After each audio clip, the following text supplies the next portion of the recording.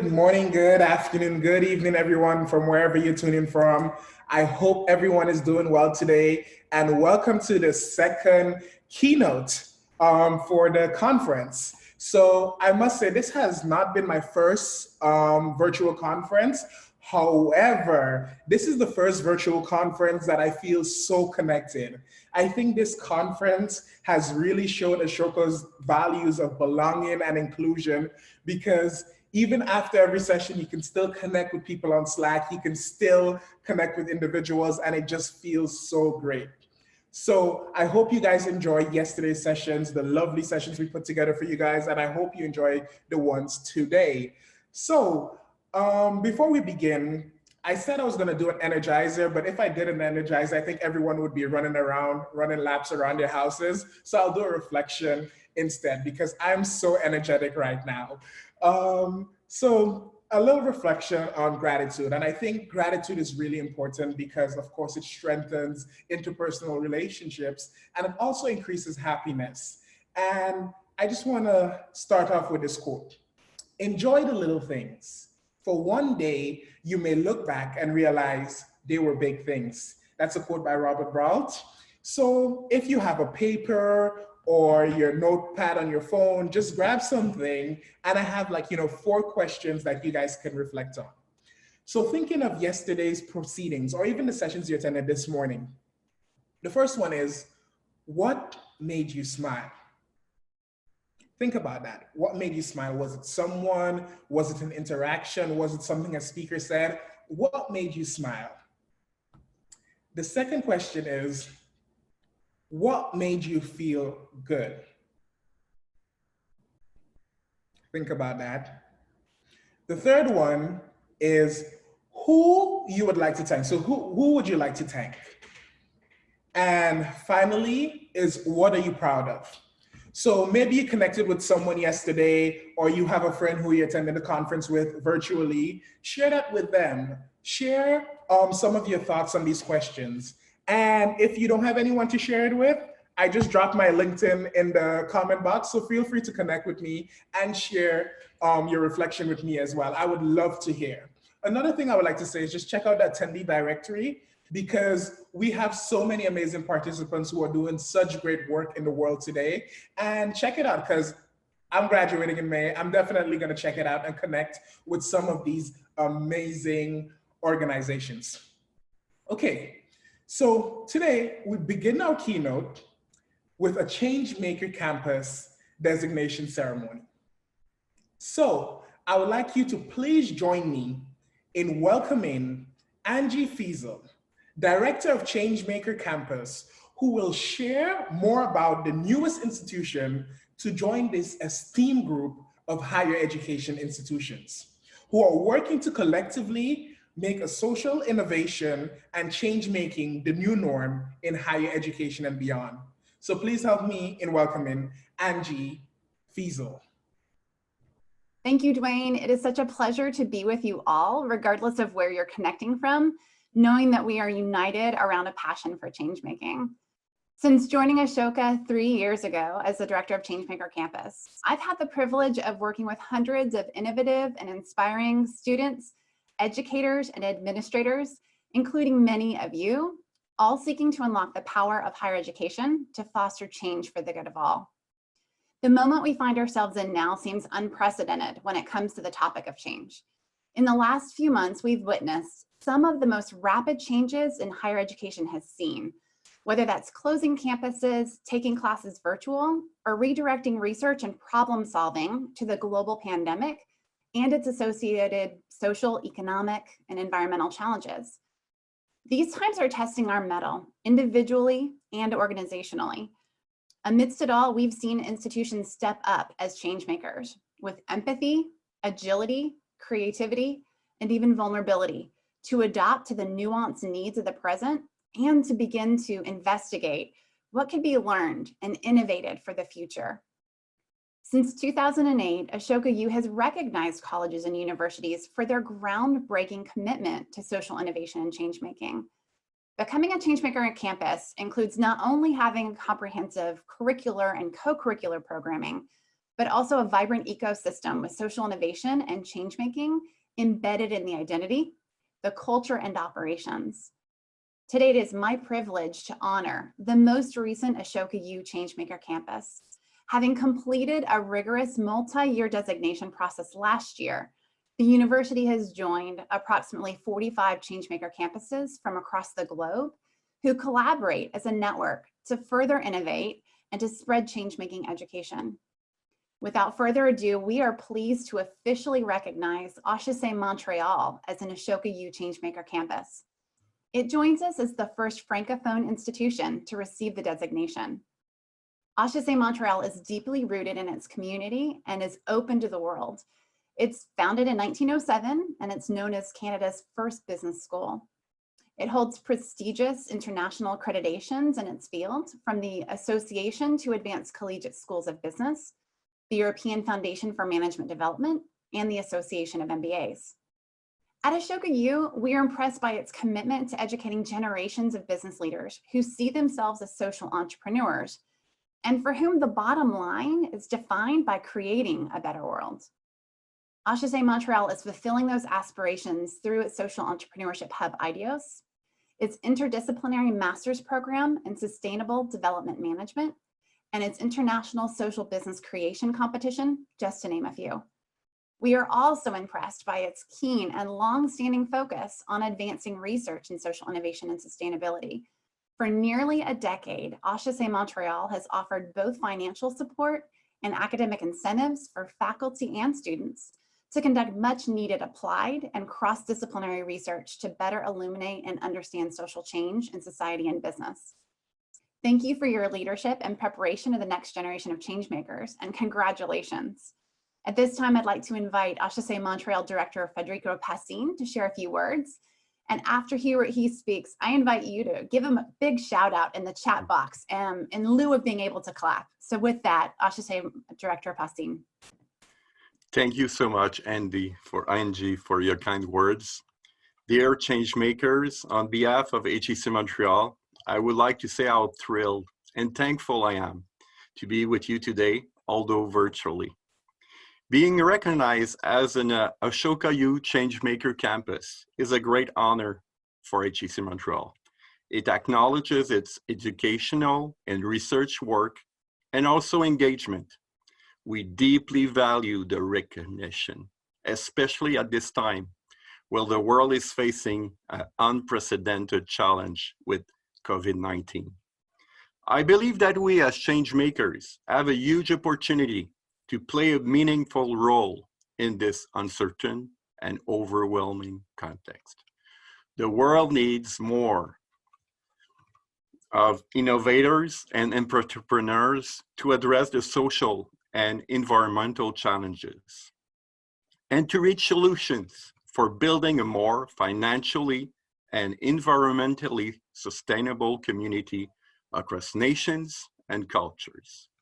Being part of this network provides HEC Montreal with a unique opportunity to work in collaboration with other stakeholders to expand our reflection and develop practices on social business and entrepreneurship from a research and education perspective.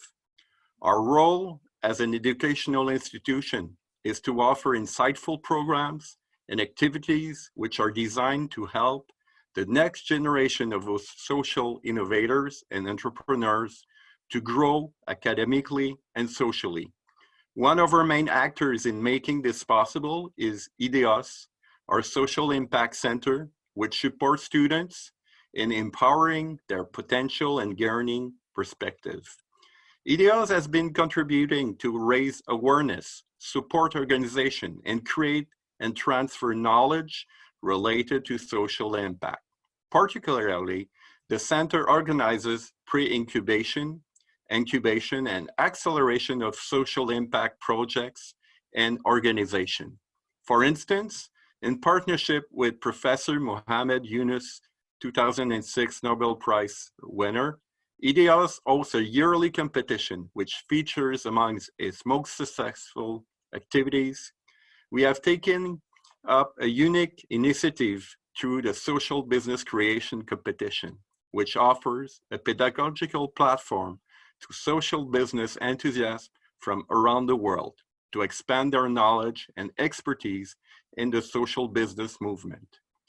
We ask our future social innovation influencers to demonstrate commitment and creativity by understanding and transforming the values of social innovation and bringing a social impact in the thick of their action and within their community. Finally, let me thank Joanne Turbide, our Secretary General and Director of Sustainable Development, for her strong leadership in taking HEC Montreal to the higher level of achievement. Without her passionate lead and innovative spirit, I would not be here today in front of you. Thank you so much, Joanne. Thank you all. Great pleasure to be with you today. Thank you so much for that presentation, Angie, and congratulations to HEC Montreal and welcome to the Changemaker campus community. So we would like to begin today's keynote by recognizing a close Ashoka U partner and sponsor of today's keynote, the Fetzer Institute. The Fetzer Institute believes in the possibility of a loving world, a world where we understand we are all part of one human family and we know our lives have purpose. In the world that Fetzer seeks, everyone is committed to a courageous compassion and bold love, powerful forces for good in the face of fear, anger, division, and despair. Please join me in welcoming Jonathan Lever, Chief Operating Officer and Executive Vice President, for an introduction to today's keynote entitled, What the World Needs is Love, Change-Making Across Differences in Divisive Times. Please, Jonathan, take it away. Again, I'm Jonathan Lever from the Fetzer Institute and thrilled to be partnering with Ashoka University Exchange. So at Fetzer, we have a beautiful mission. It's to help to build the spiritual foundation for a loving world. With that mission, you may not be surprised to learn that we're a contemplative organization. So in that spirit, and before I fully introduce the session, I want us to invite us to close our eyes for 30 seconds. And in doing so, I'd love you to ask yourself and answer this question. What's one thing that you don't want to lose or give up from this period of social distancing? Again, one thing that you wouldn't want to lose or give up from this period of social distancing. Let's take 30 seconds.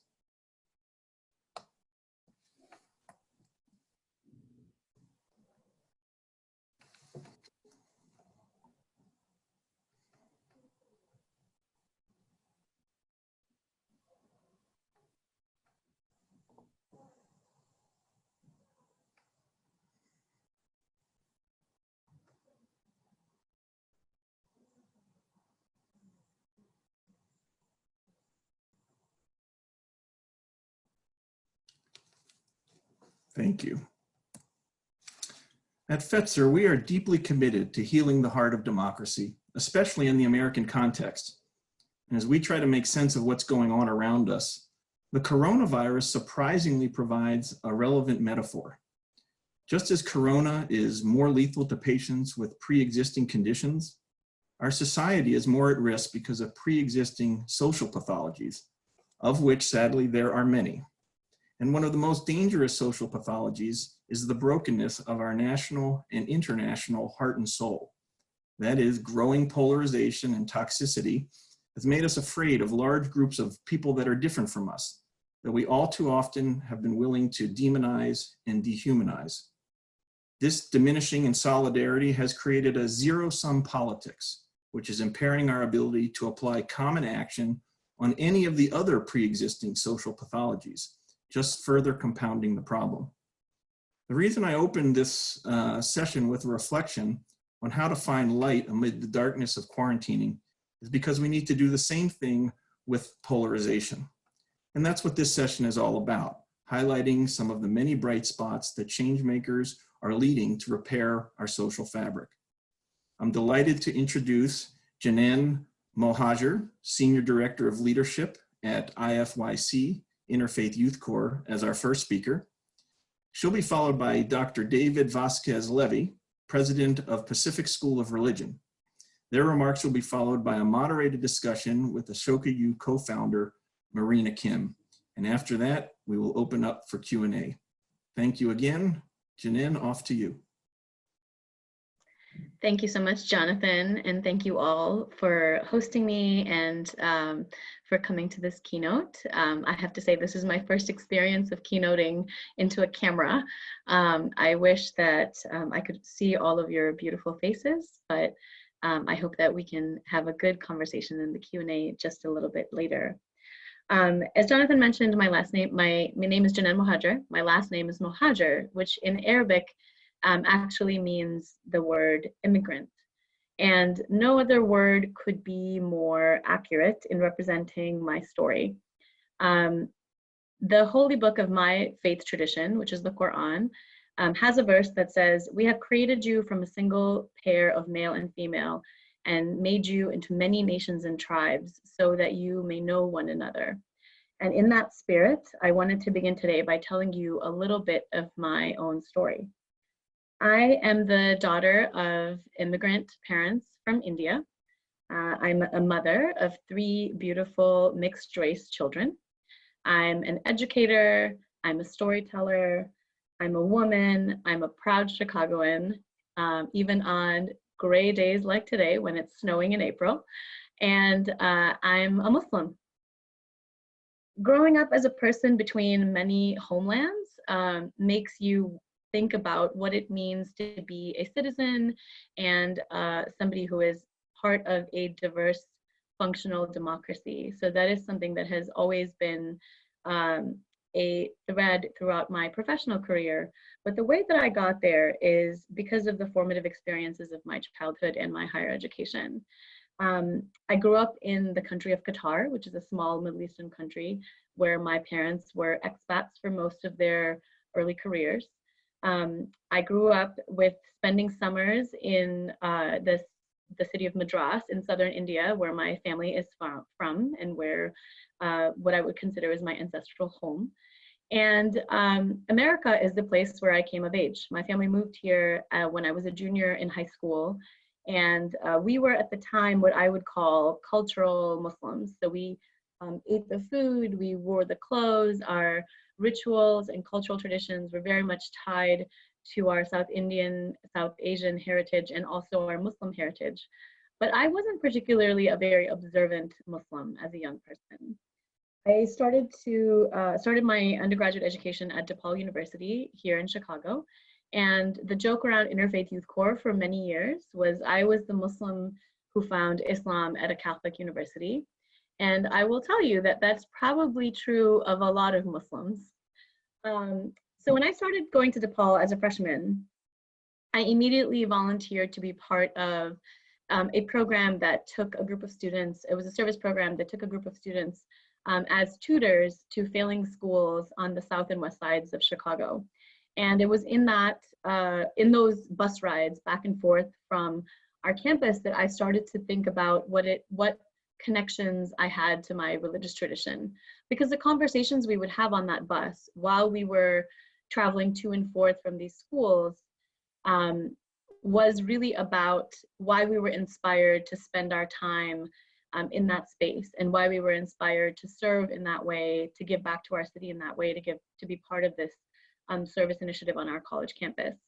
And a lot of times the answers to that question from my peers would be related to their religious or worldview identity. So I would hear from my friends how they were inspired to do this work together because of their Christianity or their humanist values or their family traditions or their Hinduism. And to me, that conversation helped me think about why I came to that work. And a lot of times, my answer took me back to the tradition of my childhood, which was Islam. So as I became more involved, both in my campus's service learning work and also in my own faith tradition, during my senior year of college, I found myself leading one of these groups of my peers to serve at an after-school program on a bi-weekly basis. And because of that, one of my professors invited me to speak to a class full of freshmen who were all entering into DePaul University Service Learning Program to talk about what it meant for me as a Muslim to be part of this space where we built community and served and really sort of were very intentional about the way that we created that space. It was a very bright and lovely September morning, my senior year of college, as I walked into that classroom. And just as I got there, we heard news that a plane had flown into the Twin Towers. And very quickly, we knew that the conversation we were going to have that morning would not be about service learning or community or bridge building, but it was a very different kind of conversation. On one side of the room, I had a student who raised his hand and said, "Why do Muslims hate Americans?" And on the other side of the room, there was another student who raised his hand and said, "Why does everyone think we had anything to do with this? Muslim Americans had nothing to do with this heinous crime." And in that moment, I knew that I needed to have that room needed to have a productive conversation. And as I was standing in front of that room, I realized that I didn't have the skills to make that conversation one that would lead to relationship building and to some sort of connection. That moment was probably among a handful of moments that has shaped the trajectory of both my personal and my professional life. Soon after graduation, I was training to be a teacher. I taught for a couple of years as an elementary school teacher and also as a high school counselor in a private Muslim school in the suburbs of Chicago. And soon after that, I left that work to come to Interfaith Youth Corps, IFYC, which is a national nonprofit where we work towards building an America where people of different religions and worldviews and political views can come together to find common ground and to bridge differences, to build a community together. And our work primarily anchored in higher ed, working with over 500 university campuses across the country, is really about how do we bring people into spaces where they can bring their entire selves, their full selves, and all of their in all of who they are, and at the same time give them the skills to build relationships across difference. Oftentimes you will hear us say, you know, diversity is not just the differences you like. Diversity is also the differences that you don't like. Diversity is also the differences that are very deep and need to have difficult conversations around. And I think the possibility of building a community where we can be our full selves and have deep differences and at the same time find ways to come together around common concerns is really the work of IFYC. And also for me to use very religious language is a very personal calling. One of the ways that I started working at IFYC now 13 years ago was as a trainer. So it was part of my portfolio to go to campuses and listen to the stories of students and think of and work with students to think about how they bridge differences, how they build a common vision for interfaith leadership. Now you might be wondering, you know, what is interfaith leadership? And I actually think that interfaith leadership is also has the qualities of bridge building that a bridge builder would need, and is important to think about why religion has to be an important factor in that. So for me, you know, religious communities are at the forefront of building connection, and also are at the forefront of how our communities interact with one another and how we provide essential services to each other. So a quick example of this, I remember early on in my time at IFYC, I went to a campus where I met with a young student who was a sophomore and was a pre-med major and was thinking about and working with other colleagues of his who were also all studying to be doctors. And he came to me and he said, you know, what if there was a way for us to work with the hospitals who are affiliated with this university to take all of the supplies that don't get used and to have them shipped to a place where they are necessary and where they are able to use those supplies. And he then went on to form a group and decided that he had to first figure out how he was going to store, how he was going to transport the supplies from the different hospitals, and then how he was going to store them, and then how he was going to ship them. And basically what he ended up doing is not only did he pull together a group of students who were working on this project, but he also ended up making relationships and building a core group of volunteers with the local religious community around his campus. So he worked with the local synagogue to get them to volunteer their van that would help transport the supplies that he had gotten from the local hospitals, to also have a local church give their storage space, so that there was a space for his team to sort the various supplies and to label them and to box them, and working with other religious communities to bring volunteers to help with all of those activities. And that's one illustration of how it is so important to think about religious identity while we think about diversity work, and to think about how the importance of religious communities can bring so much value to our current need of building bridges, and to our current conversation around how we build a diverse democracy in this time of polarization. One of the initiatives that the Interfaith Youth Corps hosts in partnership with other research partners at Ohio State University and at North Carolina State University is called the Ideals Research Project. The Ideals Project is a multi-year study examining how undergraduate students from across the country experience and engage with religious and worldview diversity during their college years.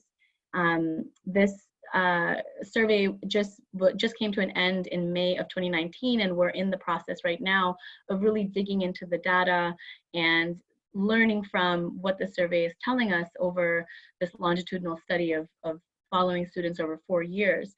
But there's a couple of things that I think are really salient as we are sitting in this particular moment.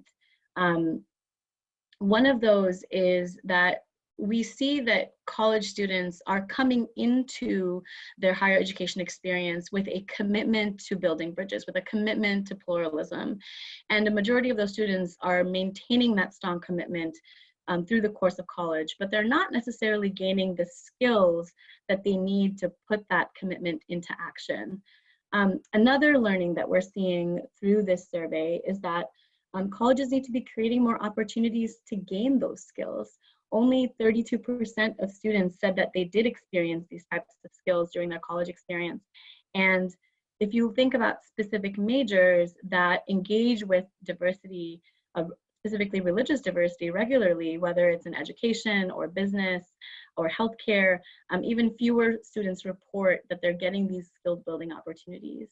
So I really, and you know, I would love to hear some conversation in our Q&A to really think about how our campus is creating that space. We do know of a lot of examples of that happening, and would love to hear you know, from you all how you are doing that, but also that this is really important for us to be having a conversation around how do we build some of those skills? How do we create spaces where we're having that conversation? So the conversation is not just about the need for building bridges, but it's also about giving people the concrete skills that they need to be able to do that.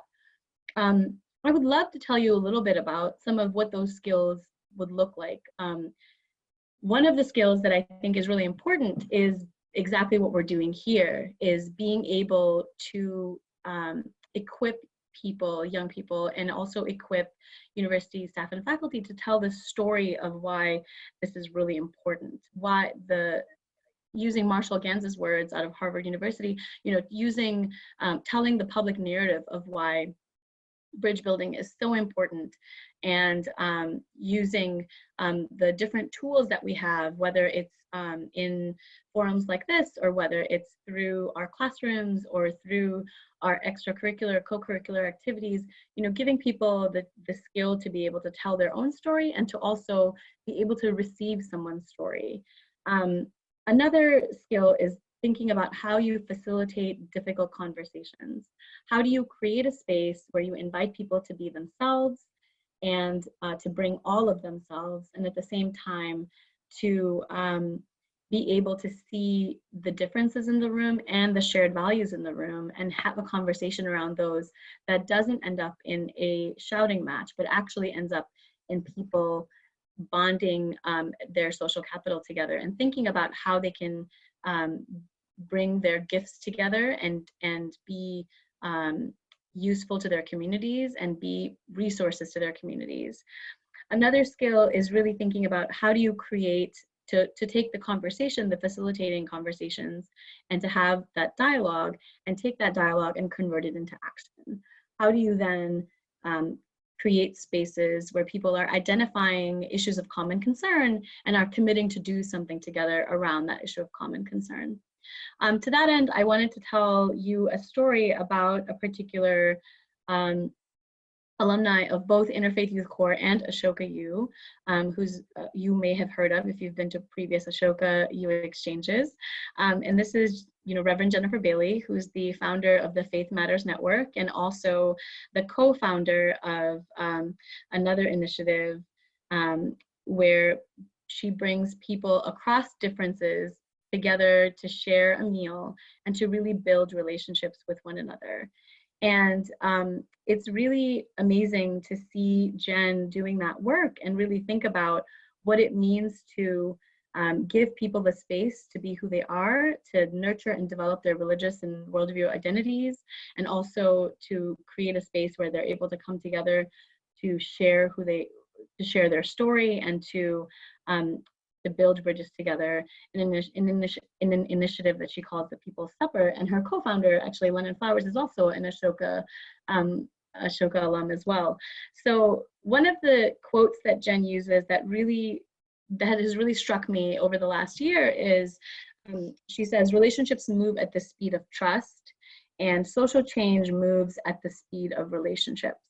So how do we create spaces that give honor to both the need for trust and relationship, and recognizing that change and moving beyond the current state of polarization won't actually happen unless those relationships exist and that trust is built as a result of them. And that's what she hopes to do at the People's Supper, which is this amazing initiative that brings people together. Another story that I wanted to tell you is of another IFYC alum whose name is Lawrence Lynn, who is currently a resident in medical school. And when Lawrence was an undergraduate student, he went through one of IFYC's programs and then graduated and went on to medical school. And while he was in medical school, he was looking around to see what opportunities there were to engage in interfaith work, in bridge building work, and realized that one of the things that would be really useful, specifically for doctors who were, in situations where they're speaking with their patients and their patients' families about a lot of really difficult healthcare related issues, is to have a critical knowledge of their faith traditions that is available to them, in a way that's easy to access in that moment in the ER or in an ICU ward. So he went on to work with his medical school to create a course that gives that experience to doctors in training to really think about how religious identity matters to their patients and how he can provide some of that lens of being an interfaith leader to that work in order to bring that to his medical school campus. And a few years after that, that course is now up and running and is doing really well on his campus. And a few years after that, Lawrence went one step further to actually say, we need to create an app, and was part of an innovation fellowship at Interfaith Youth Corps that helped him think about, how to create some infrastructure around putting this app into place so that it was able to be useful it is able to be useful for folks who are looking for quick answers on how to speak to families on what kinds of things to be aware of as they go into a situation or a conversation with a particular family. And to me, that's one of the biggest ways that we see how the work of being a bridge builder and an interfaith leader really comes into play in our daily life, is thinking about how do we step into spaces? What do we need to know to step into that space? And then how do we create space for others to come into that conversation with us? I wanted to bring this to a close with a very personal story that is not too old, but kind of is illustrative of this particular moment that we are in. So as I mentioned earlier, I have 3 kids. The oldest of whom is 8. And when a few years ago, this was in February of 2017, we woke up and heard that the local synagogue near our home had been vandalized. And our immediate response as a family was to say we needed to figure out how we showed up for that community, who are our neighbors and are part of, you know, the city and the fabric of the city that we live in. And my husband and I quickly chatted about, you know, how we would show up for this synagogue, how we would show our support, how we would figure out, you know, who do we call? And in that conversation, as we were having that conversation, my then 5-year-old, who is now 8, piped up and said, you know, Mama, is that man who broke that window going to break our window too? And that was a moment when we kind of had to pause as a family and really think about, you know, what do we say to our kids? How do we bring them into this conversation? What is the most important thing for them to walk away with in that moment? And we decided that it was important for them to know what was happening, but also to include them in how we responded to that situation. So we asked our son, you know, what do you think we need to do in this moment? And his response was, well, we need to take some cards. So we made some cards as a family, and we drove over to the synagogue on Super Bowl Sunday to deliver our cards and flowers in hand. And the reason I share that story with you is because there's always a way to respond in moments of deep polarization and deep divisiveness. And it's important for me and for all of us to really think about how do we respond with equal measures of concern and equal measures of trying how do we solve the problem and fix the problem, but also how are we training those formative minds around us to really respond also with care and concern and love. And with that, I leave you with the words of the poet Edwin Markham, who said, "He drew a circle that drew me out, heretic rebel, a thing to flout. Love and I had the wit to win. We drew a circle that drew him in." So thank you, and we'll see you in the Q&A. Well, thank you, Janenn, for beautiful, beautiful beautiful stories, compelling actions that folks have taken. Thanks, Dwayne and Marina, Jonathan, Angie, for this opportunity to be together this afternoon. What a privilege. Again, my name is David Vasquez Levy, and I serve as president at Pacific School of Religion in Berkeley, California. I just want to follow Janenn's cue and share just a little bit about my personal story briefly before I share some of the thoughts for today. And I just want to make sure, Vida, on my screen, I can't see myself. I only see your screen, but I just want to make sure that that's working okay for others. So as you can tell from my last name, Vasquez Levy, I'm a mutt. I'm an immigrant. I'm a hybrid, an in-between person. Many of us in the world abide in that way. All of us do. The Vasquez part of my family is a mix of native Guatemalan, where I'm originally from and grew up, as well as the heritage from probably different parts of Spain. And then the Levy is my mother's last name, and that's the other part of my identity. I grew up mostly in a Jewish community in Guatemala and in the Jewish tradition. I am ordained as a Lutheran pastor and serve as president of a seminary.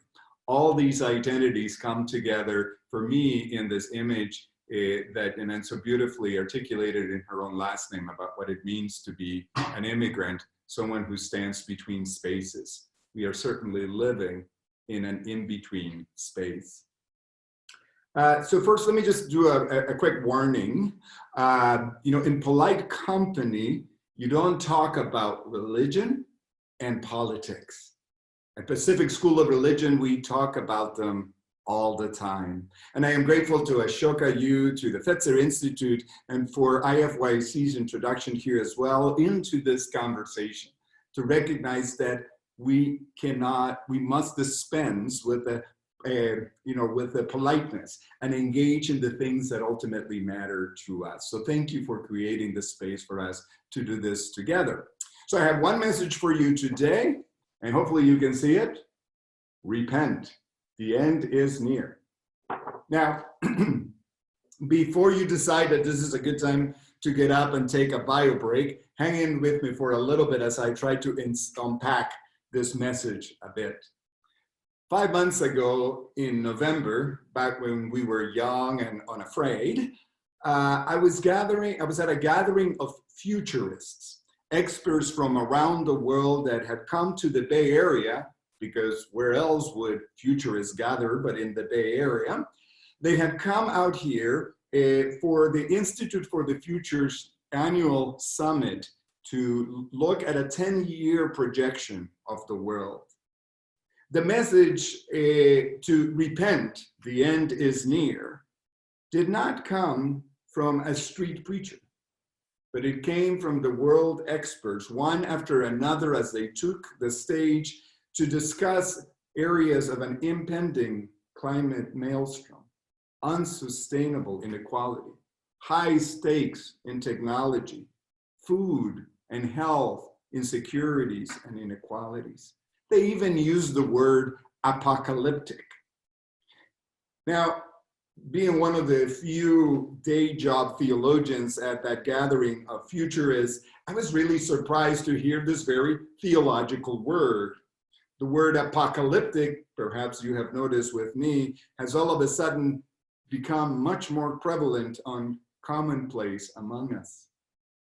While the word is often used to refer to the end of the world, to the end of things, the coming of the end, that's not quite what it means, at least not all that it means.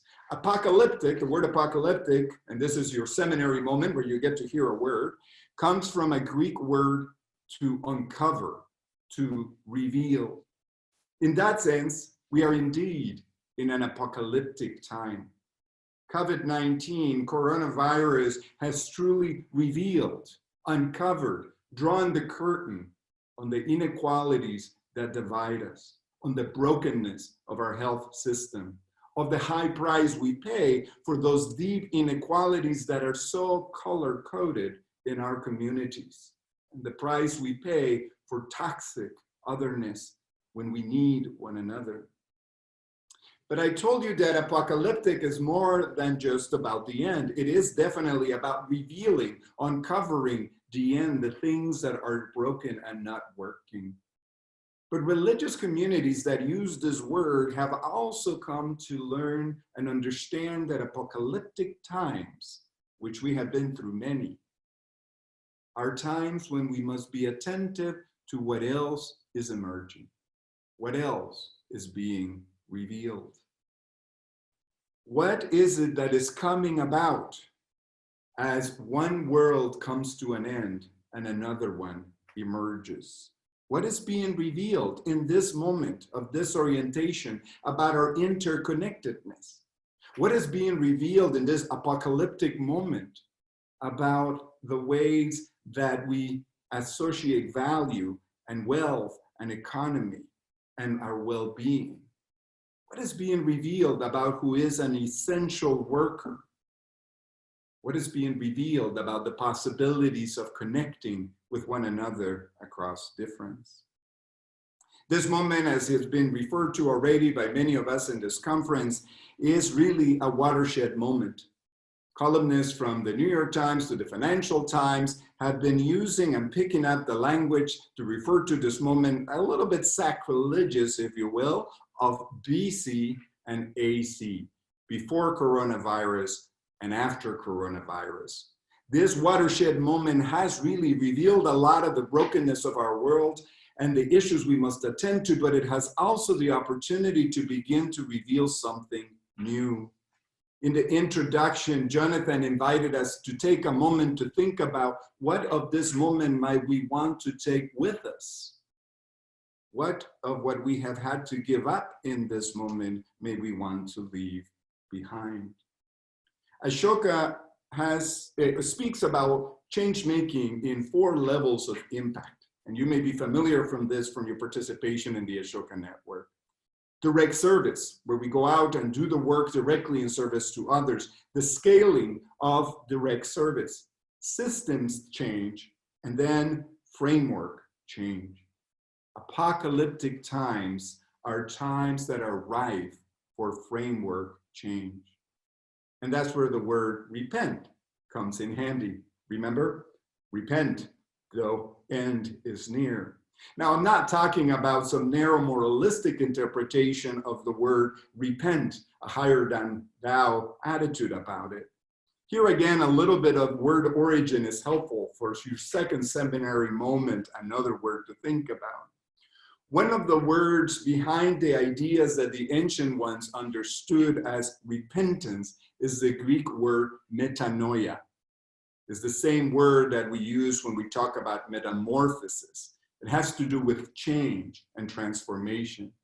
This is a metanoia gathering, a gathering of change makers at this incredible time. So repentance, the opportunity to turn around, to find a different way, to walk in a different direction, is an opportunity for us. And that comes about when we think about larger frameworks of how we understand the world. Janenn invited us to recognize the importance of developing skills to talk across difference from people who hold different views of the world.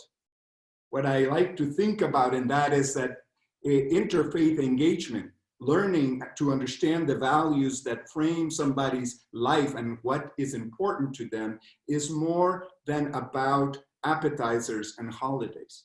Much of the work we do around diversity and inclusion in many of our campuses and our corporations and in the world focuses primarily on the appetizers and the holidays. Let me say a bit more about that. We can focus on, as Janenn pointed out, and IFYC has often, only on the things where our differences are small and learn to live with those. But the real work needs to be done to understand that we disagree and have different worldviews on things of ultimate concern, on things that actually matter, not just on when we celebrate holidays or have appetizers, important and valuable as those are. So the work of metanoia, the work of repentance, the work of framework change has to do with thinking in big picture about the frameworks that we understand the world and its values, its origins. And the ancient ones have spent quite a bit of their lives and experiences thinking about these large frameworks. How might we learn from them? This moment of coronavirus has indeed been disorienting for many of us. There are times when I feel like I am in the middle of a fog. And in my mind, I imagine whenever we are able to return to the streets that it will feel as it might in a scene from a war movie, where people after a battle are coming out through the fog to see the damage. There's certainly going to be deep pain at that moment. What I wonder about is what is the soundtrack that we will listen to when we come out on the other side of this fog? Will we do our work now as educational institutions and others to reframe the very way we think about the world, to identify what we have learned in this time that we want to carry on and what we have learned to give up in this time that we must leave behind? Or will we return to normal? Will the nurses and grocery store workers continue to be essential workers? Will the people in the fields and in the meatpacking plants continue to be considered essential workers? Will we transform our very educational institutions and the inequalities of access that have been amply revealed in this crisis? Will we simply return to wanting to do, as a friend said the other day, to make higher education great again? Repent, the end is near. Something is coming to an end, but something new is emerging. Apocalyptic times are rife for metanoia, for framework level transformation. At Pacific School of Religion, we think about the work of education with a commitment to our students to do three things: to blow their minds, to embolden their hearts, and to strengthen their hands. To blow their minds, to help us think about the larger frameworks, the ones that many religious communities have tended to and stewarded for generations. But to think also about other large frameworks that have been developing and continue to develop, and to recognize that we may hold radically different frameworks, worldviews, when we engage with one another, that our differences go beyond the surface. If we don't do this work, then the challenge is that we will assume that there is a universal whole where everybody is actually the same, only that a few people have the wrong color or are missing parts. The reality is that we are different from one another. We think in different ways, and that is the richness that we can bring to a world as we imagine a new possibility of something that may be different. There is a Hebrew scholar, Walter Brueggemann, who says that the difference between a prophet and a whiner, and he makes that distinction with other words, but those are my words for what he says, is that the prophet not only criticizes what is, but offers a viable alternative vision. That's the opportunity that we have in this moment as educational institutions. The ancient ones have paid attention to the cycles of life, of endings and beginnings. That's part of the reason why those who were guided not by a clock, but by the changing of seasons, that they celebrated, marked their narratives and rituals around inflection points of solstices and equinoxes. This last Sunday, in an empty St. Peter's Basilica in Rome, and on wobbly Zoom connections all over the world, a story was told this Sunday. Early in the morning, on the first day of the week, the women went to the tomb. The Marias, the essential workers, who were up early in la mañana and ventured out when it was not safe to do so. They went out because they were spurred by a mix of courage, but also need. That same mix that has driven the daring of the disenfranchised for generations. These mañana women, the ones who are up in la mañana early in the morning, but who also think about mañana, the future, as Angel, one of our students, highlighted in our chapel on Tuesday. These mañana women bear witness to an unlikely resurrection. Now, this is weird, right? We're at the Ashoka Network, here I'm preaching. But these Marias, these essential workers, bring with them, along with the spices they got from their abuelas, they also carry the inspiration of the artists of their ancient enslaved people, the artists who painted the doorways to symbolize safe passage at Passover, and who sang their people into freedom by calling them to follow the drinking gourd. They do not long, as others do, to return to a normal whose price is too high for them and for their children to pay. Instead, they dare to imagine a new way to freedom. Theirs is a people who already know the discipline of going without, the fasting that leads us to reassess what is really important, a fasting that will be rehearsed around the world the beginning of next week as Ramadan helps to build a necessary civic muscle for such a time as this. For over 150 years, Pacific School of Religion has been wrestling with the wisdom of these ancient stories, along with many other communities. The educational community and our religious communities have the opportunity to really tend in this time of metanoia to the large framework work of change that we must do.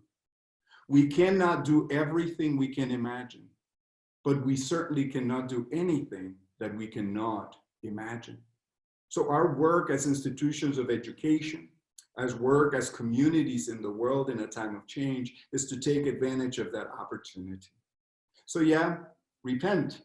The end is near. And right behind it is a new beginning. Thank you. Okay, welcome.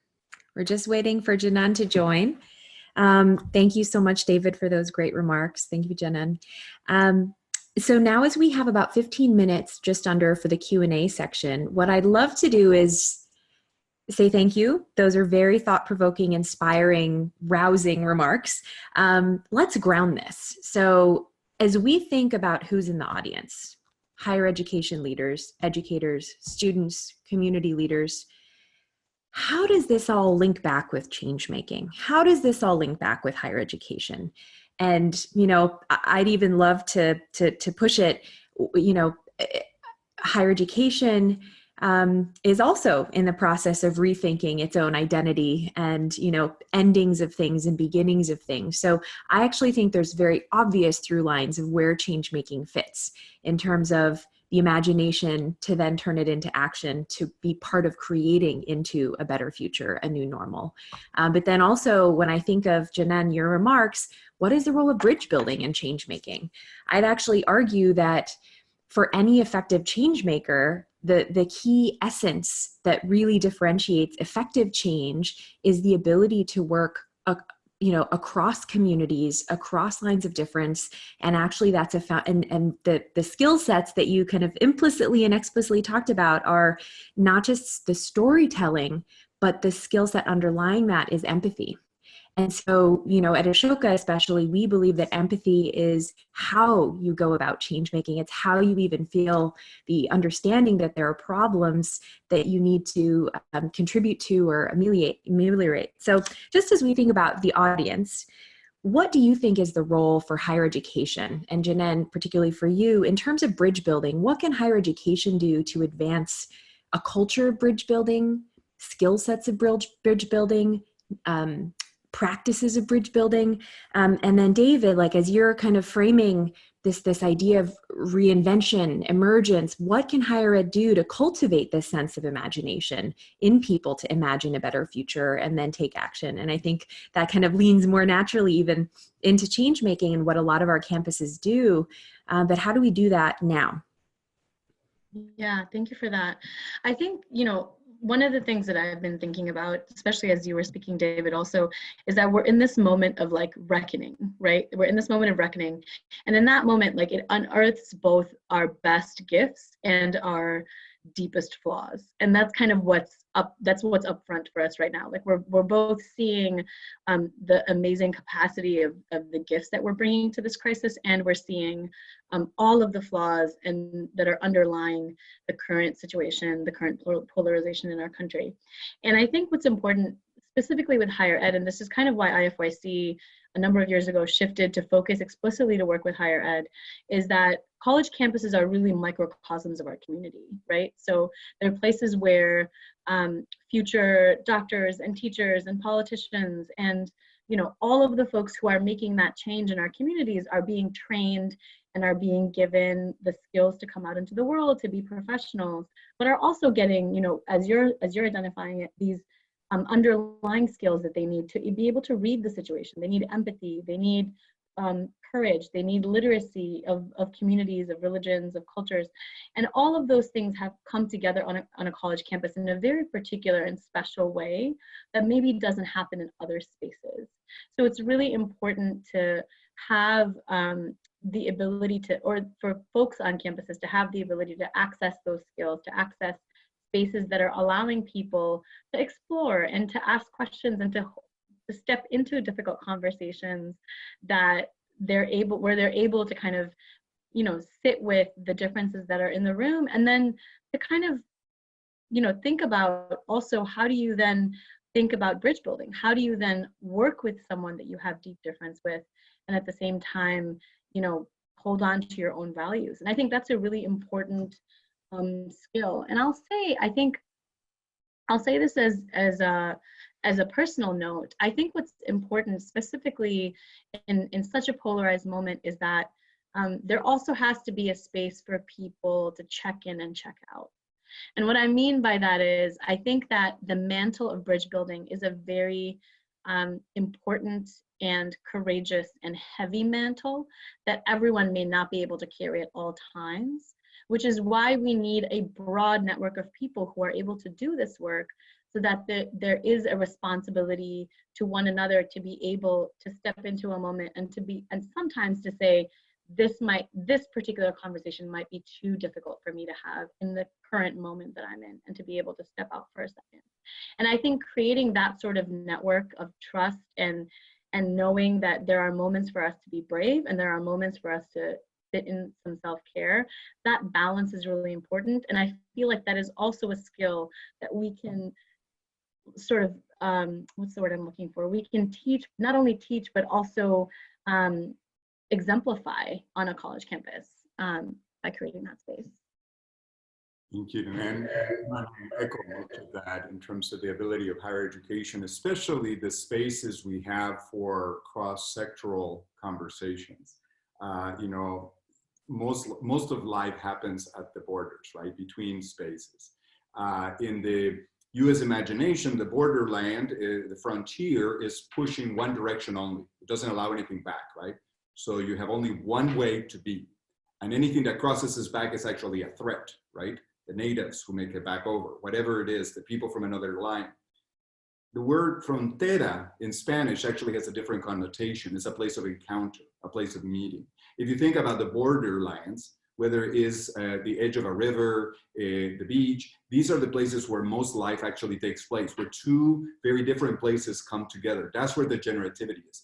Much of education has looked at deepening one discipline, and oftentimes those silos really undermine our capacity.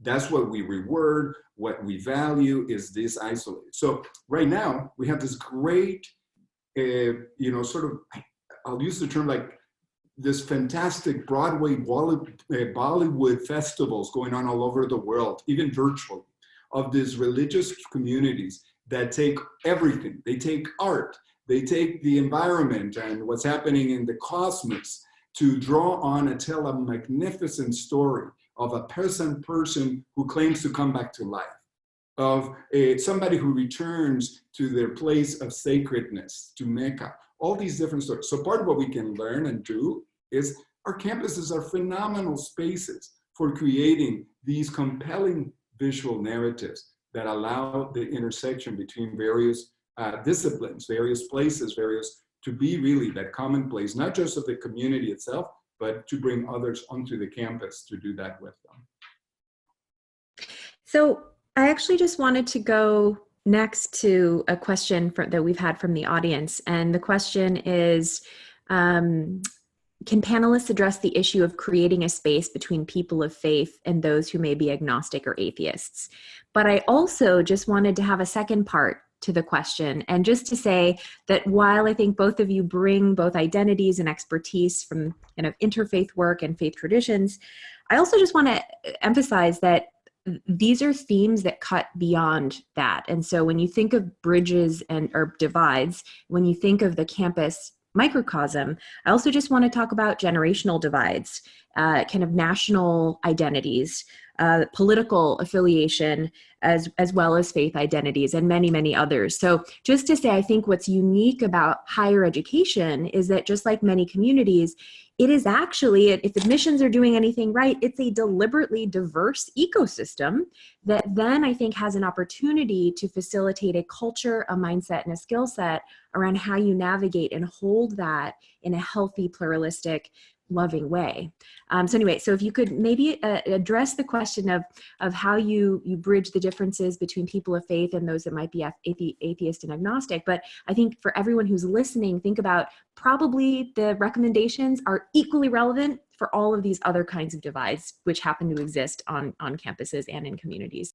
For us, so when IFYC talks about religious identity and diverse democracies and building interfaith leaders, we're really thinking about the civic dimensions of that. So we're not so much thinking about the religious dimensions or the theological dimensions of religious identity, but we're really thinking about what does it mean for the civic leadership coming from interfaith spaces. And for us, it really is important to include communities that don't fit the framework of a traditional religious institution, right? So it's important to include atheists and secular humanists and folks who identify as spiritual but not religious. And all of those identities are really important to be part of a movement and a conversation around interfaith relationships. And exactly to transition from that, I think Marina, what you said is exactly right, which is that these skills, what I would identify as interfaith leadership skills at Interfaith Youth Corps or at IFYC, are not necessarily only within the dimension of religious identity. Those are also skills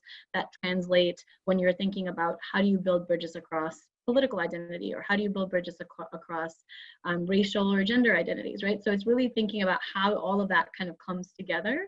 And that's a really, I think, important distinction to make, because a lot of times people think when you talk about religion, you're only talking about, organized religion or institutionalized religion. And I just don't think that that's relevant anymore to just think about it in that way. It's a much broader spectrum than that. Yeah, I think that's, Janenn's right on. The first thing is that, if you think about those 4 levels of change that Ashoka is committed to, my emphasis here is on the idea of what are the frameworks, right? So religious traditions have used and dedicated, that's the way some ancient peoples have done the formation of frameworks. But everybody has a framework.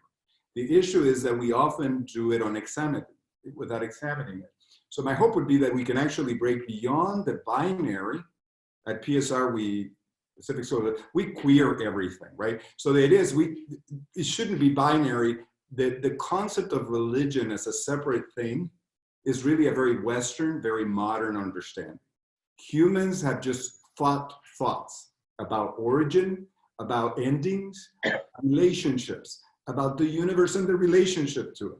Everybody has those cosmologies, those ways of thinking. Religious traditions are some languages. The challenge is that often, unfortunately, religious traditions have used their particular understanding to be the divine one, right? And to be convinced that that is the only way in which you could possibly do it. It's almost like when you see somebody on the street, when I'm on the street talking to somebody in Spanish and somebody walks by, I've had people tell me, speak English. Their assumption is I don't speak English because I'm speaking Spanish, right? The assumption is I can only speak one language because that's what they do.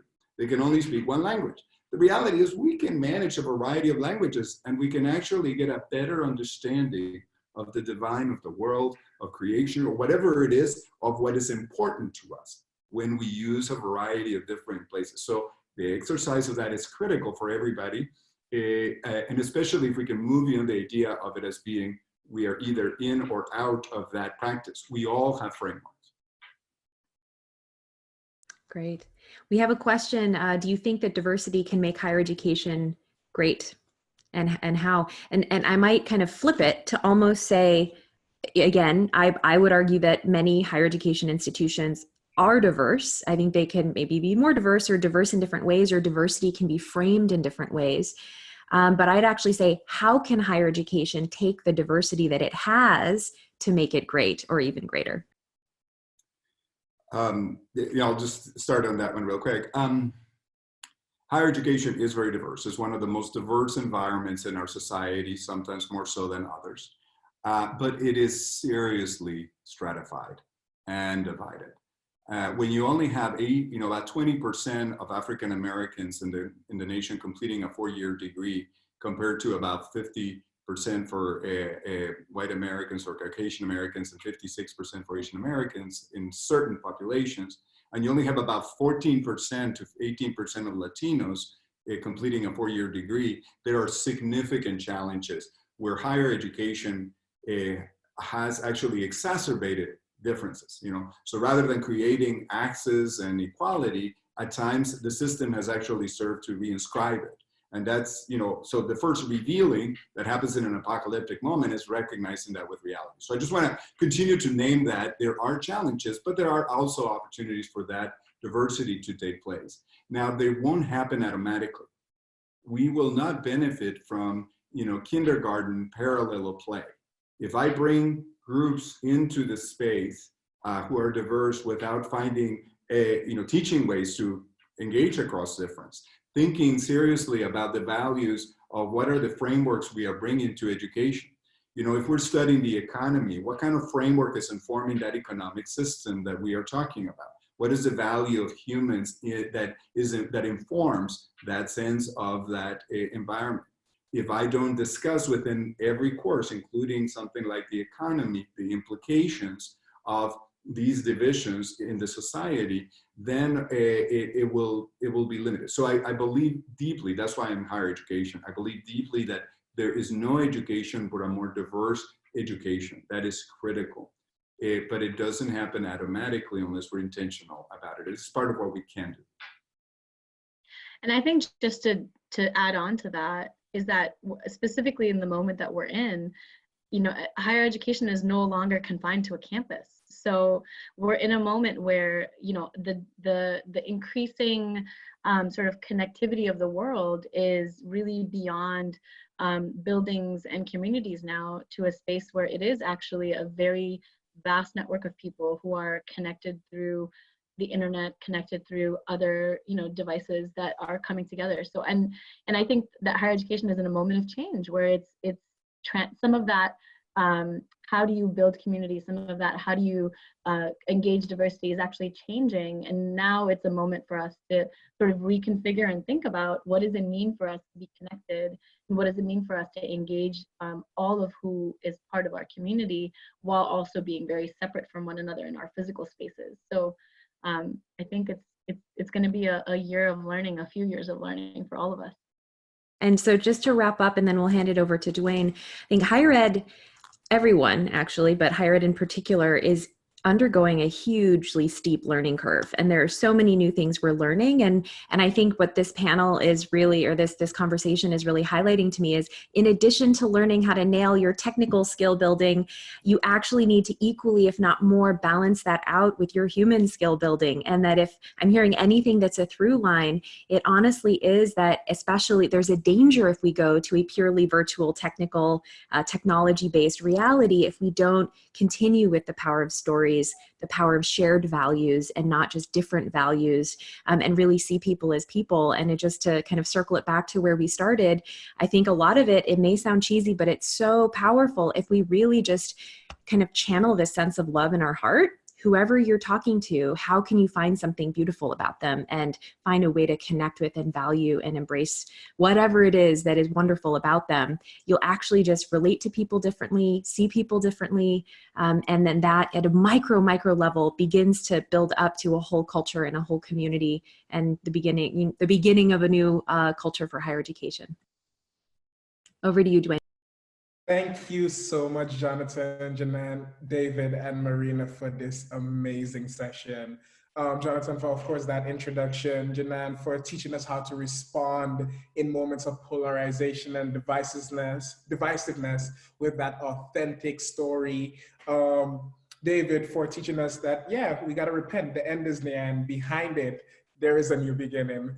And Marina, of course, for like you moderating that Q&A session and wrapping it up so nicely. So as we wrap up our keynote and move into the final portions of our agenda, Ashoka U is thrilled to share with you that next year's exchange will be co-hosted by none other than George Mason University in the spring of 2021. George Mason is located just outside Washington, D.C., and was one of our very first Changemaker campuses to join our network in 2008. As a higher education institution, Mason has a unique profile. It is the largest and most diverse university in Virginia.